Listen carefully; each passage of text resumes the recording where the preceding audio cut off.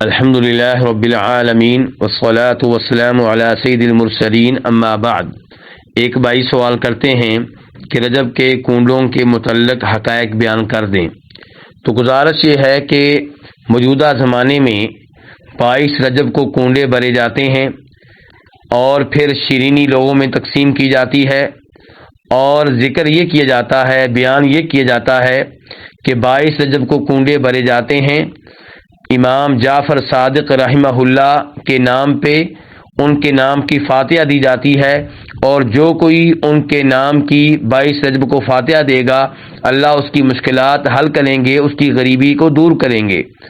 لیکن گزارش یہ ہے کہ یہ چیز بدعت ہے، دین اسلام میں اضافہ کرنے کے مترادف ہے، کیونکہ نبی علیہ الصلوۃ والسلام کے زمانے میں دین مکمل ہو چکا، آپ نے کوئی ایسی چیز نہیں بتائی، اور نہ یہ کام صحابہ کرام رضوان اللہ علیہم اجمعین نے کیا۔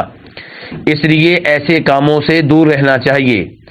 اور حقیقت یہ ہے کہ 22 رجب جناب امیر معاویہ رضی اللہ تعالیٰ عنہ کی فوتگی کا دن ہے۔ اس دن وہ فوت ہوئے تھے، اور وہ اللہ کے رسول علیہ الصلوۃ والسلام کے عظیم الشان، عظیم المقام، عظیم المرتبت صحابی ہیں، جنہوں نے دین اسلام کے لیے بہت سی خدمات سر انجام دی ہیں۔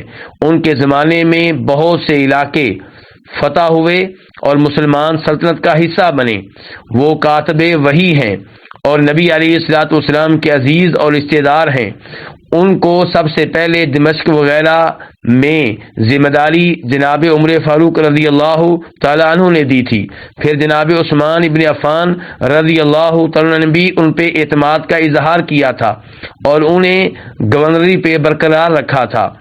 جناب امیر معاویہ رضی اللہ تعالیٰ عنہ کے مابین اور ان کے مابین چند غلط فہمیاں ہو گئی تھیں، لیکن جناب علی رضی اللہ تعالی عنہ کی فوتگی کے بعد ان کے صاحبزادے جناب حسن رضی اللہ تعالی عنہ نے امیر معاویہ کے ہاتھوں پہ ان کی بیعت کی تھی، انہیں خلیفہ تسلیم کیا تھا۔ اس لیے وہ بہت ہی عظیم الشان، عظیم المقام صحابی ہیں، اور ہم سب ان سے محبت کرتے ہیں، تمام صحابہ کرام سے محبت کرتے ہیں، اگرچہ ان کا مقام و مرتبہ جناب علی کے مقابلے میں نہیں ہے۔ جناب علی ان کے مقابلے میں کہیں زیادہ مقام، فضیلت اور شان رکھتے ہیں، لیکن جناب امیر معاویہ بھی آپ کے صحابہ کرام میں سے ایک صحابی ہیں۔